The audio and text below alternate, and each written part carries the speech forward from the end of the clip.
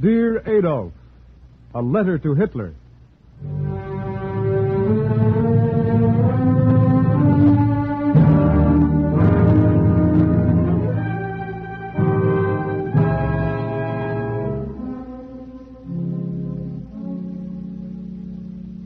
The National Broadcasting Company, in cooperation with the Council for Democracy, presents Dear Adolf, a series of 6 narrative letters written each week by Stephen Vincent Benét, one of the nation's greatest writers.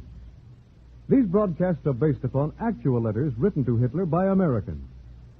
Today's program, the 5th of the series, presents the well-known screen actor William Holden, who is now a private in the United States Army Signal Corps at the Photographic Center, Astoria, Long Island. Private Holden will relate the views of an American soldier as he addresses a letter to Hitler.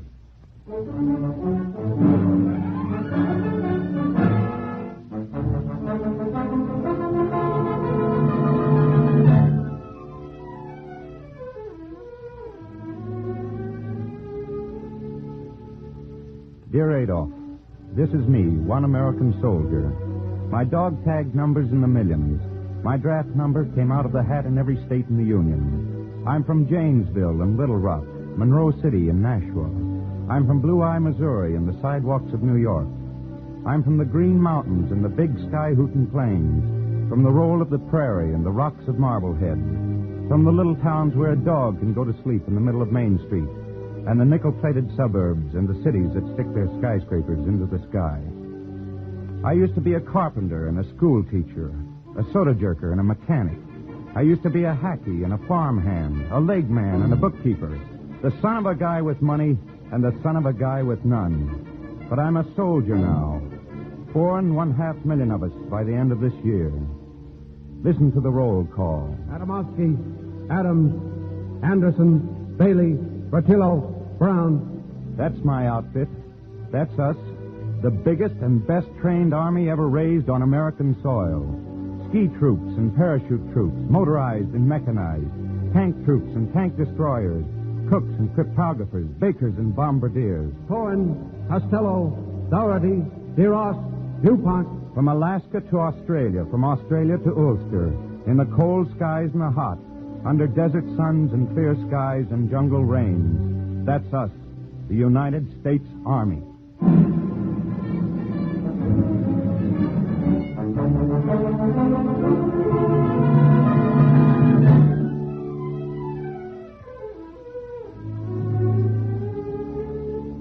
And we're not writing letters, Adolf. We're on the job. We weren't picked out for our looks or Nordic names. We weren't picked out to heil heels or chew up small countries that never did us any harm. We weren't picked out to sit around on our parking spaces and wait for you to be nasty. Let me tell you a few things about us, about the kind of army we are. They won't make you happy. When my bunch first went in, we had a drill corporal from upstate Georgia. He didn't read the papers much. He'd rather go to town and pick a scrap with the MPs. But he drilled us well. Hut, hip, hip, warp. And every day he kept saying... Now, you boys damn well better pay attention here. This business is for keeps. That was March 1941. But he knew what was coming, and we listened. But, well, most of us had left good jobs, and that seemed pretty important. We had a bunch of Italians, and they missed their spaghetti and conversation.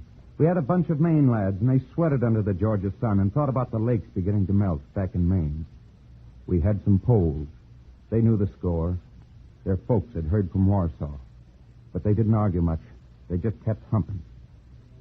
Yes, it was all pretty new. But when most of my company, at the end of 13 weeks, marched off to join a new division, well, some of them were bawling like kids.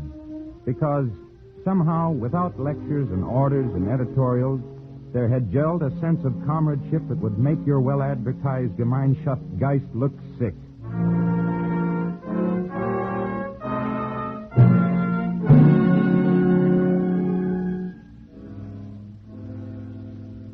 And then we trained some more and waited for the answer you gave us that Sunday, you and your Axis pals. It's about time, one soldier said. Dalton, Davis, Dombrowski, Edelson, Edward, Ferrer. Like to hear from some of them? Here's one from Ohio. Used to drive a bus. Now he's mechanized infantry. In the part of Ohio I come from, Lots of people have religious convictions against war. Well, I keep these prayers at the back of my mind every day and believe these prayers. I pray for peace. But I'm not so much like those people in Ohio as I used to be. My convictions are that war is evil, and that the evil men are those who started it. When you ask me what I have personally to be angry against the Nazis and the Japs, that is my answer. They have hurt me and my people by making us fight a war that in our religion is bad. I don't know if I've made myself clear, but Hitler is my personal enemy, and I aim to stop him. And prayers don't make a soldier, Adolf? Not by your book? Well, ask about Lee's army, the Army of Northern Virginia. They prayed when they felt like it. Here's another from a Marine, just back from Atlantic Patrol, and sore. Sore because he's been made an instructor and isn't with his outfit. All I want to be is where I belong, in a mortar platoon of the Marines. Don't get me wrong. I'm not trying to wave the flag or become Joe Hero. But surely patriotism is something more than knowing the words of the Star-Spangled Banner. I'll admit that 10 years hence, nobody will give a hoot about what the boys in uniform did today. Those who die in action will be hardly a memory. Those who come back maimed will be an expense, a bore, and a nuisance. I've seen death many times recently and dodged it on several occasions. And if I get killed, oh, what the hell? Nobody ever left this world alive, and very few of us get to die for a cause. If I do get through, I will have had the satisfaction of knowing that I did try to do a man's job.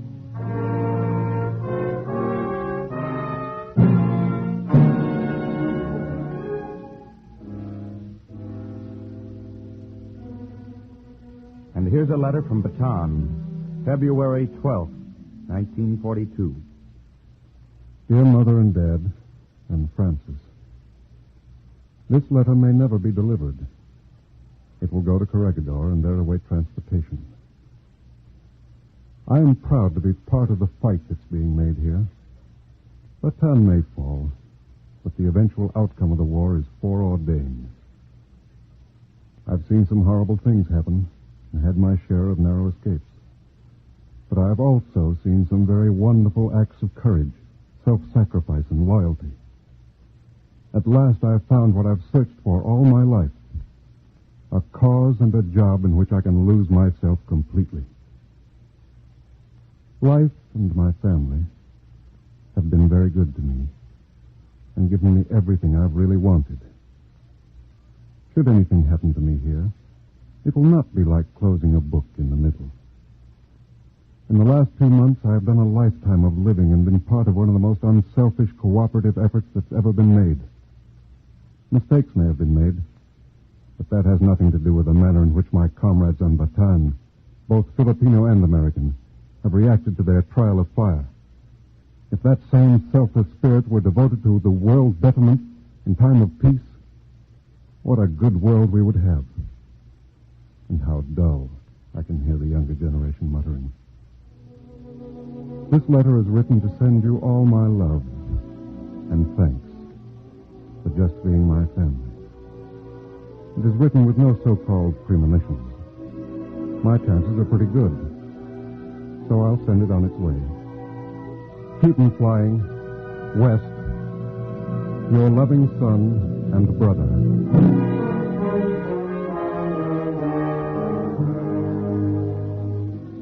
No, we haven't heard from that lieutenant. Not since Corregidor fell. But we'll keep him flying. We're not talking about being Joe Hero. There's a long, dirty, bloody job ahead of us, and we know that. Wars mean filth and thirst and pain and the scream of dive bombers on top of you and going on to the end of your endurance and beyond. Wars mean seeing your best friend killed beside you, and it's only afterwards you have time to think about him because the line must be held. All right, mister. You started it rolling. We know the score. We're the guys who take cars apart and put them together, just for fun. We're the guys who fiddle with radio sets and are crazy about the comics, Batman and Terry and the Pirates and Donald Duck. and all kinds of people who do things they aren't supposed to do. The Army wasn't supposed to get away with bombing Tokyo, but they did it. The Navy wasn't supposed to sink 4 Jap air carriers in the Battle of Midway, but they did it. We don't build armies just to put guys in uniform and shove civilians around. We build them to fight and win battles. We build them just the same way we built the Boulder Dam, and out of the same kind of stuff.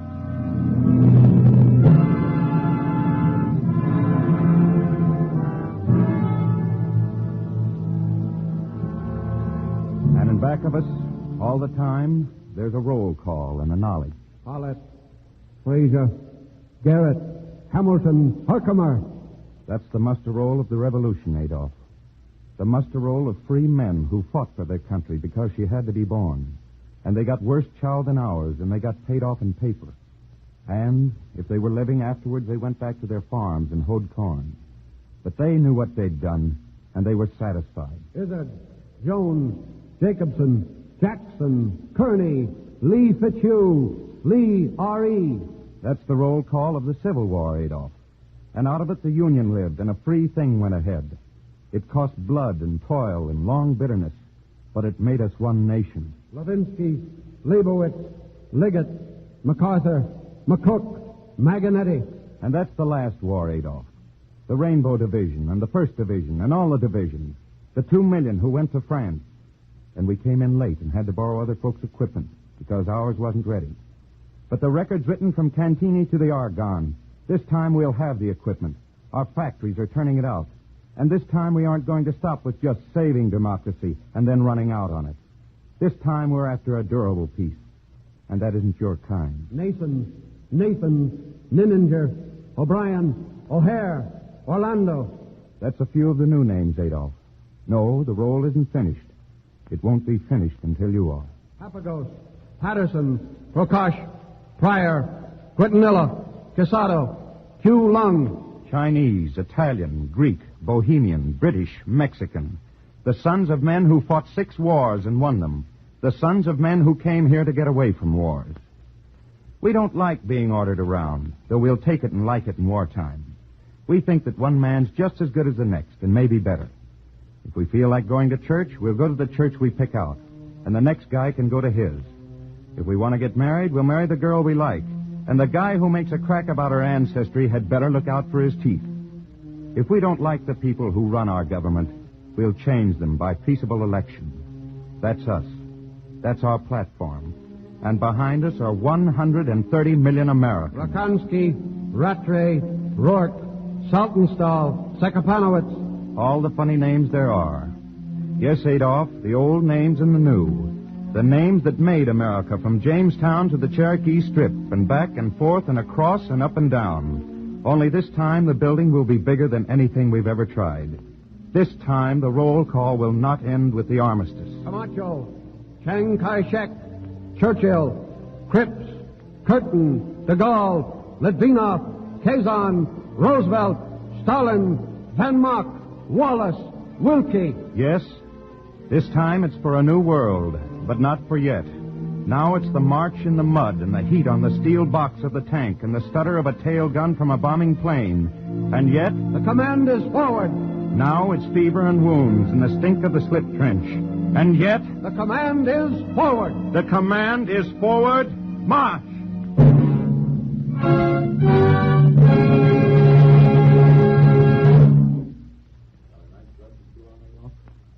Vanilla or chocolate? Well, make it a double one with maraschino. You'll need it before we're through.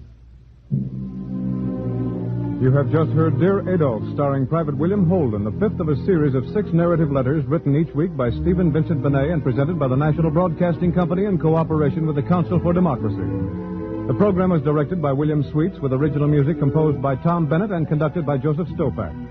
These broadcasts are based upon actual letters written to Hitler by Americans. Won't you send in your own letter to Dear Adolf?